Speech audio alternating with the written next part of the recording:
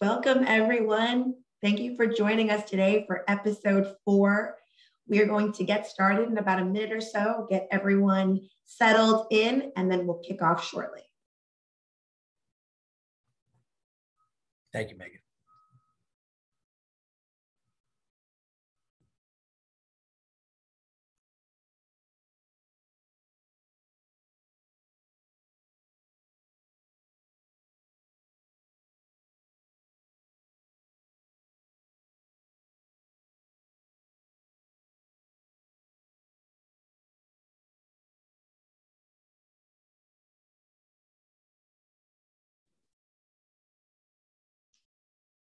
Okay, let's get this started.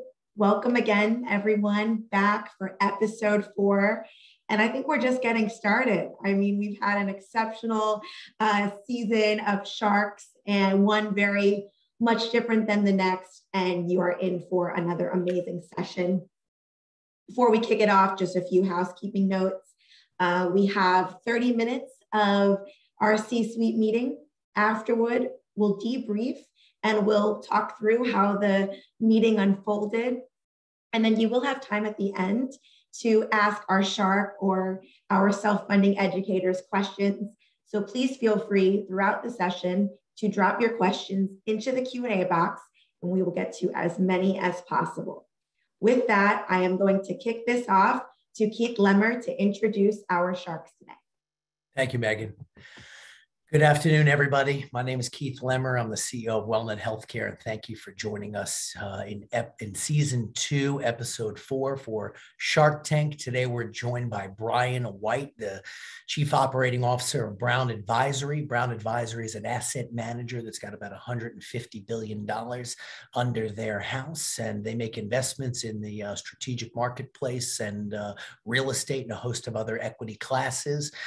Brian is also the chairman of the board of University of North Carolina's Keenan Flagler Business School Foundation. And, not just a leader of Brown Advisory, but a leader in the community, involved in federal city council in Washington, D.C., a mentor, and, really active in schools and foundations and whatnot. And we appreciate Brian joining us today. Brian is a willing and able executive who is familiar with healthcare, but doesn't have a whole lot of experience in managing it behind the scenes for his company. He's got a team of expert individuals who take on this task, but he certainly has an understanding. We're also joined by John Augustine, who's Senior Vice President of Wellnet Healthcare. And John is going to be playing the role of a broker consultant today, an advisor, using today the first meeting to educate Brian on how to optimize group health insurance. But the real conversation is really not about health insurance. It's about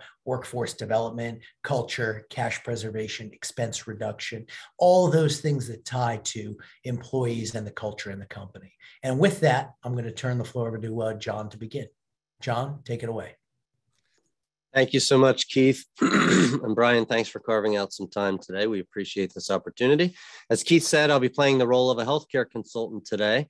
And Brian, I'm excited to share with you how we, as a consultant in partnership with Wellnet, are able to deliver a massive competitive advantage for Brown Advisory when it comes to attracting and retaining top talent, while simultaneously driving down the cost of claims pretty significantly for your firm, which would enable you to give back even more, pay it forward even more within your benefits plan, further compounding that competitive advantage.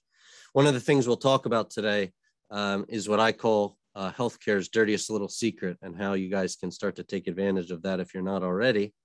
And then at the end of our conversation, I'll ask whether you're in or out to take a deeper dive and allow us to prepare a utilization analysis for you. Now, whether you're in or out, hopefully in, but that'll be for you to give us your honest answer. We appreciate the opportunity. So before we get into the content, Brian, I was doing a little bit of research on you before the call here today, and I saw that you are on the board of directors for MedStar. Is that still an active position for you? Yeah, no, it's not. My term ended actually just before COVID, so I don't know whether that was a blessing or a curse, but a wonderful organization, the National Rehab Hospital here in the DC area, serves a wide array of people coming from all different hospital organizations kind of around the DMV. So it was a great experience, but my term ended just before the pandemic. Okay. And did that role there impact your way of thinking around your medical and prescription plan in any way? I'm just curious. I don't think so, John. It's, the National Rehab Hospital is a specialty hospital. So people tended to, most of the services that we provided at NRH were referred to us by other hospitals. So, again, it would, I guess, in concept, as we think about, catastrophic or tragic illnesses or accidents. I mean, that's a large array of kind of the types of patients we saw at NRH. Yeah. It's not everyone, but it's certainly enough of the population there that I can't say that it impacts kind of the day-to-day experience. I mean, at our firm, we're a very young firm. I mean, over half of our employees are under the age of 35. So, we're generally not in, we're fortunate, knock on wood, not to have a large number of folks that are having, those catastrophic type strokes and other incidents that result in kind of elongated NRH type stays. Gotcha. Thank you. I appreciate that. Made me think of a nice question for a second in a couple minutes. I saw on your LinkedIn profile that you are a lover of history as told through biographies. So I thought for our audience today, I would ask if you might share with us or recommend 2 or 3 biographies that are must reads for people that like biographies. Well, I don't know that I'm a great, I don't know that I think it's more of a student aspect there. So being that we're in the investment business, we've certainly read, plenty of stuff about people like Warren Buffett, his mentor, Benjamin Graham. There's a great biography on Benjamin Graham. So I don't know that I'm going to excite your audience on biographies, but it's been a way that I've used to kind of learn some of the history. And I think our business is one that we're always looking for data points and past history as ways that we might interpret what might happen in the future. Obviously, no one having that crystal ball. So I don't know that I'm going to excite your readers, but those are ones that I've read more than once. So I'd have to put those near the top of my list. That's a great answer. Thank you. I appreciate it. And then I'll just comment on one other thing I saw, which is that your happy place is the North Carolina shore. And I would say that's also one of my happy places too. My extended family gets together every year in Nags Head, and that vacation's coming up for us. So we're super excited to go down there. That's awesome. I'm a North Carolina native, so we've been doing that for a while. Yep. All right. So I did some recon on your benefit plan to the best that I could, and I have a couple questions to confirm what I learned, and then I've got some other sort of background questions that I'd love to learn before we go into how I might be able to help you guys as an organization. So I see that you're with Care First. You're self-funded. You've got about 680 enrolled in your plan. And then are you also getting your stop loss through United Healthcare? Do you know where that comes from by chance? I believe that's the right answer, but I John, I'm glad Keith gave me the precursor to say that I'm educated, but not the expert. So sure. I'm going to say, yes, I believe that's the case, but okay, that's good. And now my research, I was able to find a 2018 benefits guide online, and it said that you guys have 4 plans. And I realize that's 3 years ago. Do you still offer those 4 plans today? We do. And are they slightly different variations? But yes, we do offer different plans for different types of families and individuals kind of that would make up our colleague base. Sure. Now, from what I could tell, each of those 4 plans was a high deductible health plan. And then in 2018, anyway, within each of those plans, you then gave your folks the opportunity to take advantage of a health reimbursement arrangement or a health savings account, one or the other. Is that still the case? Yes, it is. Interesting. All right. And then off the top of your head, you said a couple minutes ago that most of your population's under the age of 35.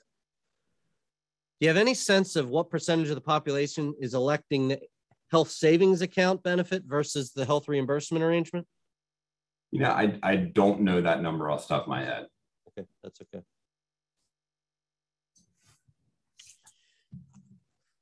On a scale of 1 to 10, 10 being extremely important, how important would you say your medical and prescription coverage is in terms of attracting and retaining your employees? You know, I would probably say a 7 or 8, John. I think that, you know, and the reason I say that is because when you get a lot of people that are young in their career, this really isn't the top of their list. You know, we're encouraging them to do wellness checks and do the annual, you know, check-ins. So, but other than that, I don't, you know, fortunately, not a large number of them require kind of a lot of medical assistance or health insurance assistance. You know, I'd say, but I would say that as a general rule, you know, our industry is highly competitive in terms of hiring. So I'd say that broadly benefits is a place that we aim to differentiate from what we offer versus what others offer. You know, you know, we'd like to think that culture at the firm is unique and that's the main driver, but certainly it's nice to be able to point to something that we offer to people. And benefits, I realize, means, you know, to the average colleague, it means more than just health insurance. But for those colleagues that this is the most important part, you know, benefits are a driver of hopefully attracting and retaining kind of the highest caliber talent to the firm. Yep. Okay. Thank you. This might be a kind of tough question given you're a little bit removed from the medical and prescription coverage, but do you know if there's any strategies being used today that their sole focus is to lower the cost of the claim? You know, I would say, again, I would probably have to say I can't give you any with any confidence a direct answer on that. I'd say that as a consumer of our healthcare plan for a decade, I've never had anyone reach out to me and say, "Hey, this knee surgery or this doctor's visit would be better or more efficiently solved by you making a different choice." So I would just say, as a consumer, my guess is that the answer to that question is no. Okay. Yeah, likely, given what you just said.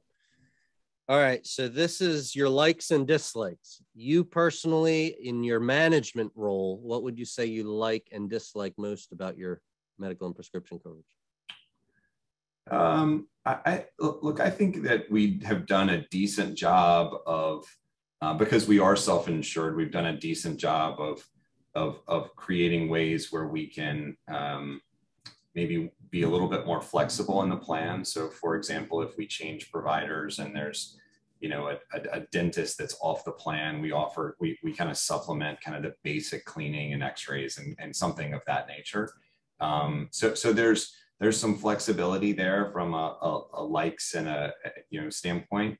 You know, I think that, you know, this is maybe more personal. I mean, I think that there's kind of feels like there's a constant evolution of, did a new year start? Is this the right charge? Am I going to the right site to get my explanation of benefits? Was this filed correctly? You know, I do think that people are generally busy, and I'd put myself in that category, and trying to track some of that stuff down at times can be confusing. And I have to say, there's nothing worse than a call from your kid that says, "This didn't work when I was at the drugstore or the doctor's office," or what have you. So, you know, maybe that's too personal, but my apologies. It's okay. I didn't think to ask this, but your response makes me wonder, have you guys switched carriers? In 2018, you were with CoreSource. Today, I see you're with United Healthcare. Was there another change? There was, I think our change to Care First, and it was done kind of early. Care First. Care First was done at the end of last year. So that is a relatively recent change. Gotcha. Okay. What would you say your employees like most about your plan?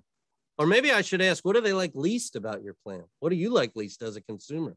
Other than you described some challenges with. Yeah, I don't think I have anything else to add. I mean, I think generally, probably, you know, again, I think our goal is, you know, certainly we are mindful of cost and that's important. But I think that we really strive to provide kind of benefits at the highest level. We never want someone to say, we chose to go to another employer because the benefits are better.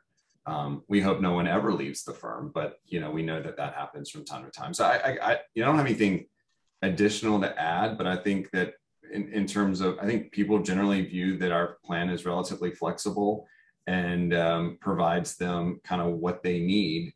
But I think it is a little bit subject to kind of their level of engagement. So in other words, if they said, hey, I don't like the way that this is going to be portrayed from a cost perspective, it's on them to try to find a different answer. I think you're alluding to kind of ways that maybe a third party could be helpful in helping one of our colleagues find, I'd say I would use better care, maybe the words lightly, but just maybe more efficient care for them, or something that meets their needs in a better capacity. Well, I'll say that your benefit plan is quite generous, so that's awesome. But by comparison, you do only offer high deductible health plans. So, but you do fund them through the HRA or the health savings account, at least to some extent. So if I were to try and offer something that folks might not love, it would be that they're always having to pay out of pocket for medical care. And in many cases, a pretty significant chunk, because their medical care is hitting their deductible. Sorry, am I allowed to ask questions back? Of course, yeah. Ask any questions. So what type of colleague would, like, give me an example of someone? I mean, is it someone who's a more regular user of healthcare that wants the kind of something other than the high saving or high deductible plan, or is it someone who's a light user or a heavy user? I just haven't had that experience. I guess I could think through it, but what's your experience? I'll answer this just giving you my own sort of life experience. When I first started my career outside of college, for the first few years, I made $20,000. And I'll never forget how hard that was for me, for those around me. And $10 was a lot of money, man. And so the way I think about healthcare today is, and I don't know what your premium contributions are, but most of my friends, most of the people I speak with out in the world about healthcare, they find that they're paying, they feel like, whether or not this is true, perception supersedes reality. They feel like they pay a lot of money out of their paycheck for some insurance through their employer. They don't realize how generous you're being, okay? But they feel like they're paying a lot of money out of pocket in the form of premiums. And then when they go to use the plan, they get hit with another bill for $1,000, $2,000. And that's one thing to someone that makes 100,000. And I know your average salaries are a little bit higher and probably around 100,000, but that means a whole nother thing to someone who's taking home $40,000 or $50,000 a year. So as a healthcare consultant, what I'm trying to always be mindful of is, to the extent possible, how do us smart people build a health plan that reduces out-of-pocket costs for members and removes obstacles for care, for medical care and for prescription drugs? I mean, you guys are being very generous, but on the other hand, if I need a drug, it goes towards my deductible. If I need medical care, it always hits my deductible. So I'm always having to spend, if I'm a user of the plan, thousands of dollars per year, which you are kindly offsetting through the HRA or the HSA. But there's thousands of dollars that I'm spending on healthcare. What I would love personally, and I'm thinking back to the young John that made no money, I would love the voluntary option of not having to pay anything for my medical care. Right. I don't care if you tell me what doctor I have to go to. Give me something that's free. Now, I say that, but I certainly don't want you to take away my choice. I still want to be able to go to any hospital I want, any doctor I want. But what drives me every day, what gets me out of bed and keeps me passionate, is trying to deliver low cost or free healthcare for American families. They're working really hard, and the last thing they want to do is have an obstacle for care, having to worry about, should I spend this $1,000 or should I just get this test? Get the test. That's all. There's no right or wrong answer. I just, personally, I'm always trying to figure out how to deliver lower cost or free healthcare for the companies I represent. That's all. Okay, helpful. All right. Brian, I'm going to share a couple of slides for you here. As this is loading, one of the questions I didn't ask, which I'm curious, is how has inflation impacted your business? I know that it certainly is impacting the people whose money you guys manage, but how has that directly impacted your business? It certainly has. I mean, you're asking on a more direct basis. I mean, the reality for us is that, the vast majority of our cost, over 50% of our cost is kind of is compensation, and you throw in benefits and others, and you could get to a very large number very quickly. So at the margin, I'd say that inflation doesn't have as much of a direct impact on our costs, because obviously a large number is compensation, which we certainly will need to raise that compensation to align with kind of cost of living increases and so forth, on top of kind of the normal merit increases. But I'd also say that we have a large number of kind of fixed contracts. Think about leases and other things that don't move as much. But you're right. I mean, I think the biggest impact on our business is that that our revenue is generally variable and highly tied to the percentage to the assets that we manage on behalf of clients. And certainly no one's had a magic bullet this year to avoid inflation, which has led to rapidly rising interest rates, which has resulted in a pretty negative stock market, but also one of the worst bond markets we've experienced really in the history of the United States. So that has had more of an impact on the revenue line for us so far, and it will certainly impact the expense line as we go through kind of compensation adjustments in kind of the second half of this year. Gotcha. Thank you for that, Brian. Yep. So I have prepared a decent amount of slides today, but only because a picture's worth 1,000 words. So I'm going to move pretty quick, assuming you understand some of these concepts. How I like to use this slide is to just say, we have a problem in the United States. This is not a problem that you've not seen before, but I'm going to sort of frame this a certain way, and it's going to tee up the rest of our conversation. Certainly, you're giving your people wage increases often enough. The problem is, as we just talked about, inflation is rising, premiums go up every single year, and most employers are passing those premiums forward. And the only real tool that the mainstream insurance carriers like a Care First give to employers to control cost is something called cost shifting. You know what that is. It's just shifting any claim exposure onto the members. That's what a high deductible is. You pay the claim instead of us. But what happened when you first made that change is that your premiums went down. And each year as premiums go up, that's what most employers tend to do. They just shift more of that cost onto the employee, and then you might offset that through higher HRA contributions or higher HSA contributions. But in effect, that's a Band-Aid. What we're going to talk about today is how you drive down the cost of claims inside of a self-funded health plan, which puts hundreds of thousands of dollars based on your size, if not millions of dollars, back into your coffers, which then, again, as I said before, lets you build an even better benefit plan to attract and retain that top talent.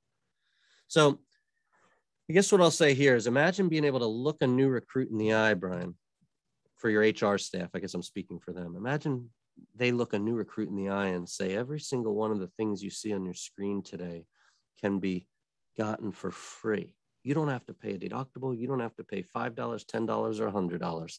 If you're willing to voluntarily use certain providers for all these services, totally free, paid for by Brown Advisory, because we care about you. Again, I'm not taking choice away. I'm saying, look, you have the same 4 PPO plans. So as a consultant, I partner with mainstream insurance carriers like a Care First, but whenever I can convince an employer to be brave enough to leave the mainstream insurance carriers, I work with a Wellnet. And Wellnet's an independent health plan administrator that builds health plans that give away these voluntary pathways to members. We can use the Aetna network, we can use the Cigna network, but if a member is voluntarily willing to use certain providers, they get all these things for free. And I'll just repeat, imagine your HR staff being able to look a new recruit in the eye and give that message, because that's a huge differentiator, to your point, whereas most of your competitors today are with Care First. They're offering similar things to what you're offering. Similar. Yours is quite generous, as I said. Anything we roll out to members and employees must be super simple. So truly, these voluntary pathways are as simple as door A versus door B. Brian, door A is what we always do. We always self-direct our care. You kind of said it yourself. When I need this, you do that. You go wherever you want. You pay your normal deductible. We're not taking that choice away. I don't want to take that choice away for your people. What I want to do is build that voluntary pathway, that door B. And if members are voluntarily willing to use certain providers, they get that care for free. Now, there's implications there's implications if your goal is to contribute to a health savings account. If you want a health savings account, the IRS says that no other health plan can pay first dollar benefits. So for those in your company that wish to continue contributing and receiving HSA contributions, we'd have to tweak how we go about this. Food for thought, as a way of making your plan even better, is to potentially offer anyone that's contributing and accepting HSA contributions, offer them additional HSA contributions if they use certain providers. That'll make more sense in a minute. I'm about to talk to you about the dirtiest little secret in healthcare, which is where you're going to save hundreds of thousands of dollars. And so you might find it an interesting idea to further incentivize your HSA folks by making additional contributions when they help out the company by using higher value providers, lower cost, but higher quality providers. Same with the people enrolled in your HRA plans. Now with those folks, the people that are in the HRA plans, there are no restrictions from the IRS relative to incentives. So if you want to offer free healthcare to them through these voluntary pathways, we can do that all day long. But your HSA folks, we have some IRS rules you have to be aware of. Okay. All right, so the PPO networks have this really dirty little secret, and this is where a massive opportunity exists for Brown Advisory. So obviously, as you see the title on the screen, there's no way you would ever pay $43 for a gallon of gas. However, right in Washington, D.C., what I'm showing you now is within the Cigna network, but this would apply to Care First or Aetna or at United Healthcare, whoever it is. The point is, and here's the dirtiest little secret, every PPO provider gets paid something different for the same exact service in the same town. Now, often folks wonder, how could this be, John? Well, think about the objective of a PPO network. They want to come out to Brian and say, look, we got every doc in the area in our network. Right. Well, the way you get every doc in the area in your network is to pay them whatever they want. That's the key, because a doc is in business. So when Blue Cross comes in and says, we want you in your network, the doc says, well, we want to be in your network, but here's how much we get paid for everything. And so the networks have agreed to different pricing for every provider. And so this is showing you the low PPO price in DC for a colonoscopy and the high PPO price. Brian, this not only impacts your claims, gross cost. That's not, that's the cost before, that's the gross cost. That's what they're charging the patient. That's the final after PPO discount negotiated price. Okay. For your people enrolled in your high deductible health plans, this impacts them clearly, and it impacts you. I mean, look at the cost of a knee arthroscopy. Right. Your people only have from what I could tell, a $1,000 to a $5,000 deductible that's then offset by your generous contributions. But look at the pricing. You could get a knee arthroscopy for $2,000 or $20,000. My father just had a cataract surgery down in the Villages in Florida. He didn't ask about the quality of the doctor. He didn't ask about the cost. He doesn't care. I care. I was wondering, well, who did it? You just had someone operate on your eyes. Did you even ask any questions? So cost varies and quality varies. Sometimes seeing things a certain way makes it ridiculous. I mean, if you took this average price variance of 826% and applied it to a gallon of gas, which as of today, this is the average gallon of gas in DC, it's $43 a gallon. And Brian, there's no way you'd let one of your salespeople expense that, a gallon of gas at that rate. Right. But this is what's happening inside of a health plan.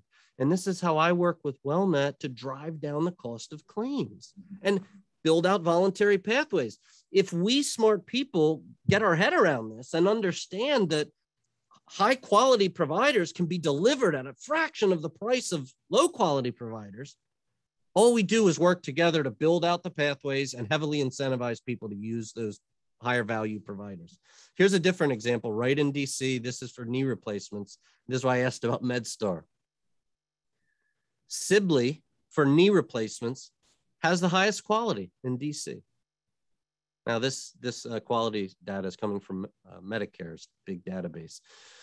which is the biggest database nationally for cost and quality. And so Sibley has the highest, best outcomes for knee replacements in the DC area. And Brian, they have the lowest costs. So this is after discounts. This is the final PPO price on average. So this is the average PPO price from CareFirst, Cigna, Aetna, et cetera, at these hospitals. George Washington's doing a knee replacement for $120,000, and they're not nearly as good as Sibley, who's doing it for $40,000. So there's a massive opportunity for Brown Advisory to just get a little bit more tactical about how you purchase and consume healthcare. And by being more tactical, it enables you to give away free healthcare to your people. Again, that is to say, if you need a knee replacement and you're willing to use Sibley, Brown Advisory will pay 100% of your expenses. But we're not forcing you. Use whoever you want. Go to George Washington if that's what you want to do, but the quality's not as good and you'll have to pay your deductible. And do you do that as a proactive outreach, or do you encourage the colleague or the employee to proactively reach out to Wellnet? In other words, are you engaging with them, or are they engaging with you? Who's taking the initiative? Both. So what makes this really work on the front end is education, education, education, and incentives. There has to be some skin in the game for the member, and we have to constantly educate them because, to your point, no one's using the plan right now. They're mostly healthy. But what we're really talking about is putting a plan in place.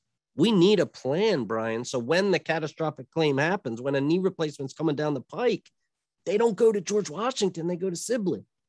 So that's the first thing. We do it, we educate and hope that the member engages on the front end. In this example, though, a surgeon at some point is going to pre-certify that surgery. Someone's going to call a Wellnet or call CareFirst and say, hey, I'm calling to pre-certify a knee replacement for Brian White. Will you approve it? If that call were to come into Wellnet, Wellnet would proactively outreach to the member and just kindly remind the member that if they're willing to use certain providers for their knee replacement, it's free. And Wellnet's advocacy team can help the member identify the highest quality providers for that knee replacement. Are you interested in learning more? Right. Okay. So both is the answer. All right, for the sake of time, I'm going to speed up now. You mentioned that your insurance was pooled. Most likely, you didn't know. But when it is pooled, it waters down any efforts to drive down your claims. For example, if we lowered your claims by 50% next year, but you're still in a pooled stop loss environment, your stop loss carrier is still going to try and get 10, 12, 15% out of you. In a non-pooled environment where you're rated on your own, Brown Advisory is not pooled in with any other groups, your renewal is based on what just happened this past year. And so my own personal beliefs is when I have a client that is very engaged and proactively trying to drive down their claims, I don't want them in a pooled insurance environment. I want them to stand alone so that they reap the reward of their good performance, so that they get to keep every dollar that they save. And then I guess the $1 million question here relative to CareFirst is, how does your plan administrator think? Because an insurance company, when the Affordable Care Act passed, an insurance company is now guided by this regulation called the medical loss ratios. And this drives how they think. So if you're an insurance company that offers fully insured plans, I know you're not fully insured, but bear with me. The government said through the Affordable Care Act that for mid and large sized companies that offer these fully insured plans, 85% of the premium that they charge has to be paid out in the form of claims. And the carrier, like a CareFirst, can only keep 15% of the premium as their revenue. That means they capped the revenue at 15% for CareFirst. So the only way CareFirst can make more money next year is to make the 15% bigger. Right. They're capped at 15%. So the only way they can get the 15% bigger is if the whole pie gets bigger. But they have to pay out 85% of the pie in the form of claims. What I'm saying, I guess, Brian, is that the Affordable Care Act gave insurance companies a perverse financial incentive to allow the cost of claims to keep going up. And that's why when you see a transparency law get passed, there's only two entities that fight it tooth and nail: insurance companies and hospital systems. because they're the two that are in cahoots, hiding all the prices. That dirtiest little secret I just shared with you. So again, the question becomes, what type of administrator do you want managing your self-funded health plan? Do you want one that thinks like an insurance company and doesn't really want claims to go down because they like to sell insurance that costs more every year? Or do you want to work with a health plan administrator that's completely independent and partners with their clients? So self-funding is an enabler. It's what you do with the self-funded plan that makes all the difference. As I said, when I meet with employers like this, the concepts I'm talking about, I implement through a partner of mine called Wellnet Healthcare. They're a truly independent third-party administrator. They're almost 30 years old, and they optimize health plans by working together to identify the highest value providers in any region. And then they build the benefit plan in such a way that we're giving away or significantly lowering the cost whenever members utilize those providers. And then here's examples, and then we'll close this today. And this goes back to the $20,000 a year, John, okay? Your people today have a similar plan. They have a deductible coinsurance and a maximum out of pocket. So God forbid one of your people needs a knee replacement. Here's what they're spending. Or if they voluntarily used certain providers, in this case, dialysis, the health plan not only saves a ton of money, but the health plan can pick up the cost of that for the member. The member ends up paying nothing, and Brown Advisory still saves money.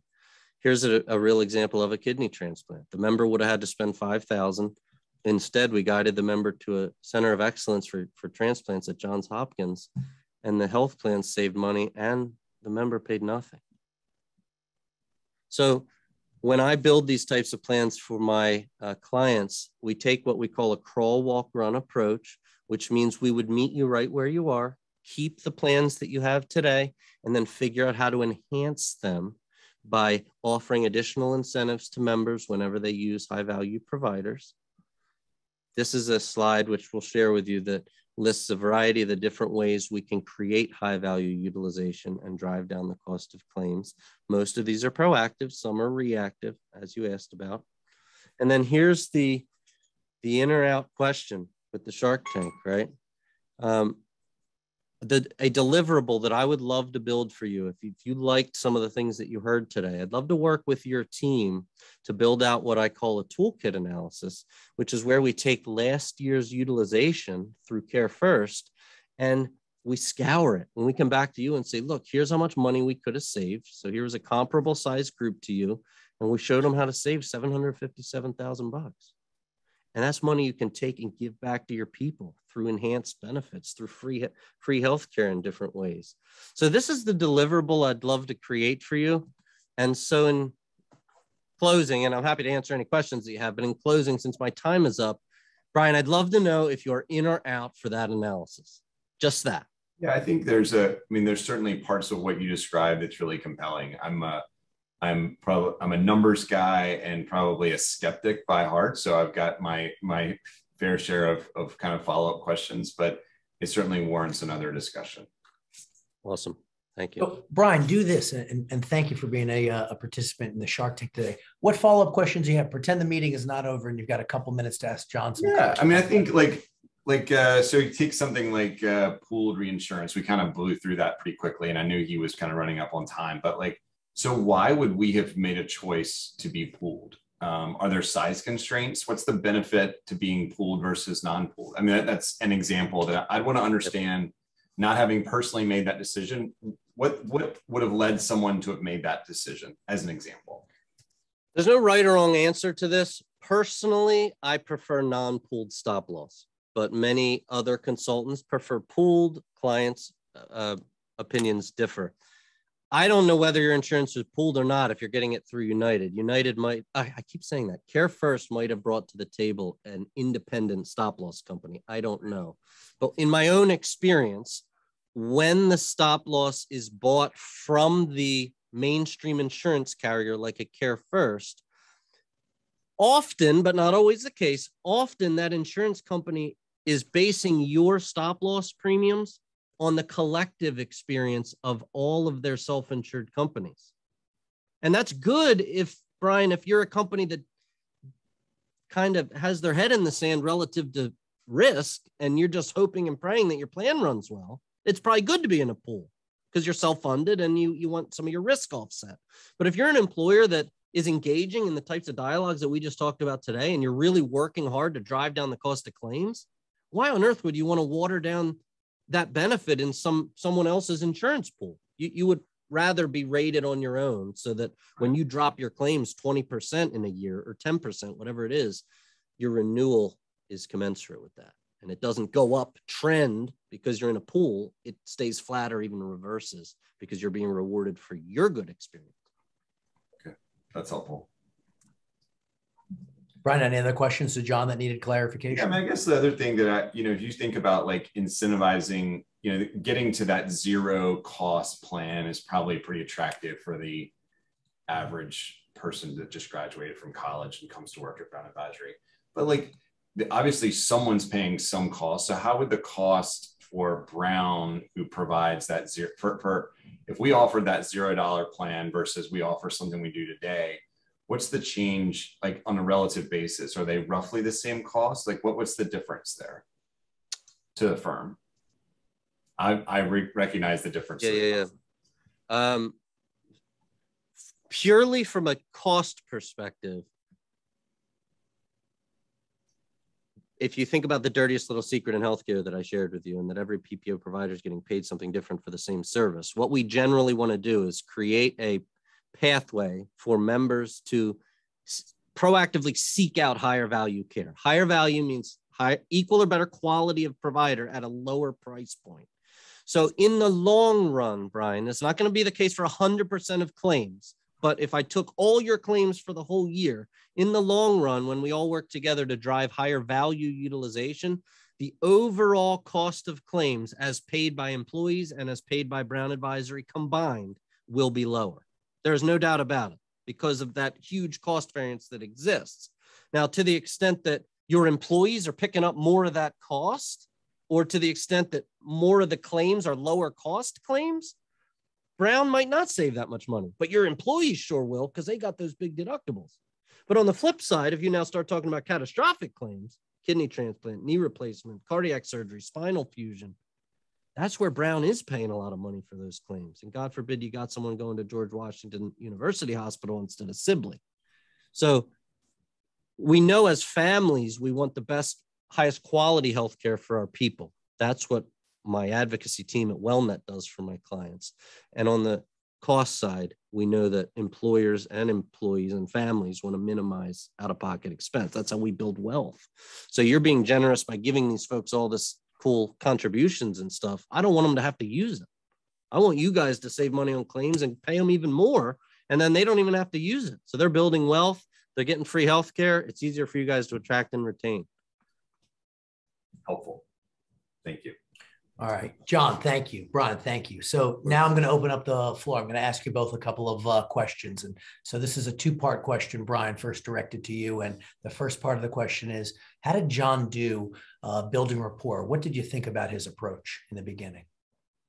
Yeah, I mean, look, I think it's great that someone can, in a disarming way, say, hey, I looked you up and I have a little bit of background, and tell me not just, I saw this about you, but tell me something about that. So I think, asking, saw that you served with MedStar NRH, like, did that have a role towards kind of your thoughts on healthcare? I mean, it wasn't just, I saw you served, but it was, tell me something and how that's influenced you. So I think that's important. So I'd say that on the first part, I think it was a good way to kind of be disarming, to say, hey, I've done a little bit more research than just looked at your corporate bio. So that was helpful. Great, thanks. And then second part of the question is what did you think about John's approach to unfolding the problems in healthcare and the opportunities? And do you think he gave enough context about how a business like yours could optimize their health insurance plan? Yeah, I felt like I hope that you always hope you ask intelligent questions, but I hope that I asked questions that were somewhat intelligent towards, back to John. And so I think that from that end, it does require kind of that engagement. So it's not just, hey, here's what John was presenting to me. It did prompt questions on my end. I actually think it's great because that turns it into a dialogue. I don't want someone to come give me a monologue of this is why I'm the best provider that can offer Brown Advisory X, Y, or Z. So I think that from that end, it was pretty good. I do think that there's a part of me that, as I asked in kind of these last questions, maybe a little bit more of a skeptic, explain why we would have chosen this. And I do have confidence that our team that made those choices were doing it in an educated way and made the right decision at that time. And maybe it's different today. Maybe I'm just not educated enough in that space. So, or maybe probably likely I'm not educated enough in that space. But I guess just trying to make sure I understand why there was a decision made as opposed to kind of these obvious, you did it wrong, or there's a better option. Yeah, that's helpful. And then also flip side is, are there areas that you identified, maybe 1, 2, or 3 that John could have improved how he communicated either healthcare or opportunities within healthcare for Brown Advisory? Well, I think that, my role, I mean, we have a very good HR team, I would say a pretty big team that focuses on the benefits. That's where benefits falls for kind of Brown Advisory. So I think there's a certain aspect that I clearly, I was introduced as someone who doesn't have intimate knowledge. So I think there was a little bit of like explaining, jumping straight into like, hey, I grabbed a plan from 2018 and I saw you offered this. And, is this still the case? I mean, it kind of made me a little bit, being honest, it made me a little defensive of, gosh, I think so, but I hope so, but I don't know that I really know. So it definitely, that was an aspect that made me feel a little bit more defensive of like, gosh, I hope I don't sound like an idiot. Or I hope I know what I'm talking about. So I'd say that to John, like that was something that, it's a little bit dated, it's likely correct, but I guess that'd just be my one feedback. I could have did it. I could have done it differently. Instead of asking you, I could have positive. I understand. Thank you for that. Awesome. Thanks, Brian. And then John, I'm going to flip it to you. Is there an area within the presentation that you wish you had explored a little bit more deeply?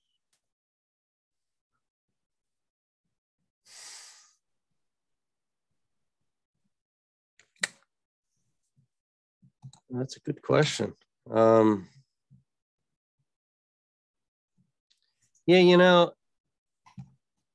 I was prepping for this call, I thought I was totally prepared until I found that 2018 article, Brian, that talked about your 4 high deductible health plans and how there's an HSA and an HRA option. I'd like to talk more through that, but we didn't have time today, but that's an area where you're already doing something really cool, but there's ways that can be enhanced. And I don't know that you're the right person to have that dialogue with, but it's an area that could have been unpacked more if the time was there. And then are there questions that you wish Brian had asked you that you typically get from a CEO, CFO, COO? Yeah, the one that I was thinking of was, why is this the first time I'm hearing about a Wellnet or, high value healthcare with incentives, something along those lines? And I would have answered that by saying the easy button is like what I'm thinking. It's so easy for a consultant to come out and talk to you about the mainstream insurance carriers because it feels all warm and cozy. What I talked about today is hard. It takes time and energy to research and to learn. I can't talk to you about these things unless I understand them. So I have to, as a consultant, learn all these things and then come out and confidently pitch it, which means I have to practice all this stuff. So generally, most employers aren't hearing about very radical ideas. And I think it's because most consultants are uncomfortable presenting them. That's all. And I would say, this is less radical. It just, change, right, is different. Wellnet sits, and just for anybody that may be new to Wellnet, right, we do the exact same things as the carriers and the other ASOs, right, TPAs. We just look under the hood differently.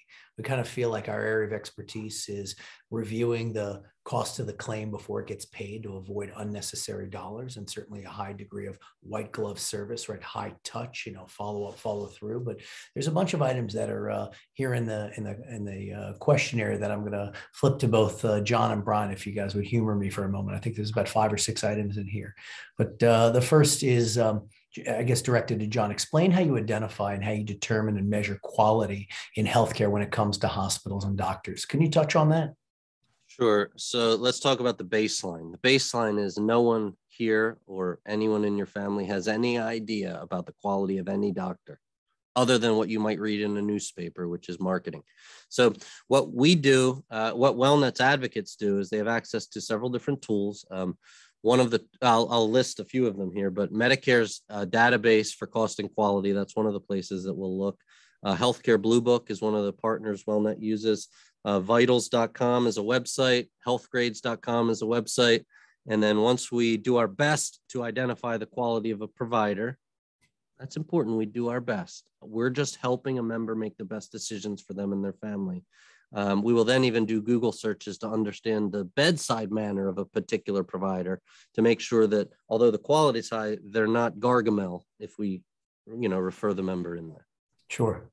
Thank you, John. And Brian, question for you is, everybody that's participating today in some way or another, whether you're an executive or a business advisor, is selling something in some capacity, right? You are selling asset management services, you are selling healthcare services, you're selling advisory services.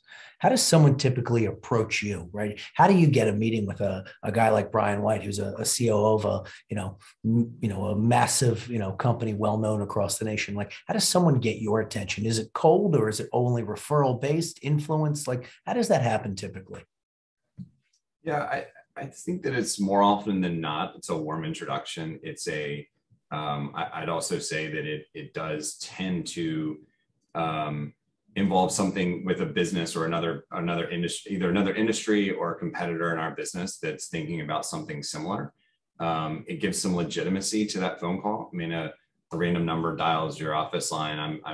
I'm admittedly kind of reluctant to answer the phone, but I do think there's some warm introductions. There's some qualifiers that happen that are helpful, and perhaps some of it is allowing me to read something and not just get it over the course of the phone, where I can really understand kind of why someone might be using a product or something. But yeah, I'd say that more often than not, it's a warm introduction. Yeah, and I would agree with that. It really comes down to somebody that is that knows you, that knows that person to make that recommendation. So I'd say to anybody that's listening on the phone, I mean, it's really about diving into your influencer network, your relationships, your customers, your partners, those in the community. I mean, Brian sits on a host of organizations in the area, right? Of which and I've spoken to you in the past. You're never looking for business right there, but in the years that then follow, business and relationships always do come out of that, I imagine. Yeah, I mean, I think we have this conversation with every young person that works at our firm. It's about building a network, and it's your network. It's not the firm's network, and the way you build that network is kind of volunteering. It's being active. It's being engaging. It's being interested in others, not just being interesting as a person. So it's asking questions, and I think that is something that people that are really good at networking are really good at asking other people questions, and I think that's a takeaway that we work really hard to instill in everyone that comes to work here. Definitely. Thanks. And then John, two more healthcare questions geared to you. Well, it says, for surgical procedures, how do you circumvent specialist admitting privileges when recommending alternative hospitals for better, lower cost treatment? How would you address that? You're on mute, I think. It's important for everyone to, again, think about the baseline. I might have my facts slightly off here, but they're going to be close. I believe that United Healthcare owns more providers today than any other entity in the United States. I could be a little bit off on that, but think about that. The insurance carriers are buying up providers because they can control the price. They can control referrals, et cetera, et cetera. Same with hospitals. Hospitals buy up physicians for the same reasons. What we talked about today with Brian was an absolutely voluntary program. No one's telling anyone they have to do anything. What we're trying to do, kind of like The Godfather, is make people an offer too good to pass up, an offer they can't refuse from a cost perspective. So through lots of education and through heavy, big incentives, we can convince an employee or a member to say, whoa, doc, I know you're trying to refer me into George Washington University Hospital, but I got to make a call first because I don't want to have to pay $6,000. I'd rather get this for free. So hang tight. I appreciate your referral over there. Let me make a phone call. So that's how. Now, I mentioned this idea of crawl, walk, and run. Some of our employers require employees to use certain providers for certain things. That's a more progressive, radical approach, but you'll drive down the cost of claims and you'll drive up the quality of the outcomes. So this is a challenge, but it's about heavy incentives, education, and then over time, if you want to, you can start to require and dictate where people get things done. But you certainly don't have to. Crawl before you walk, walk before you run. And this kind of attaches to that last question. How do you deal with primary care physicians referring to specialists outside of the networks that Wellnet uses? So Wellnet uses Cigna and Aetna. We also have direct contracts, bundled relationships. We do reference-based pricing. But how do you address that in terms of the primary care physician referring outside of let's call it your traditional PPO offering like Aetna or Cigna? Same answer said a different way. I mean, look, we all have relationships with our primary care physician. It's probably one of the people we trust the most.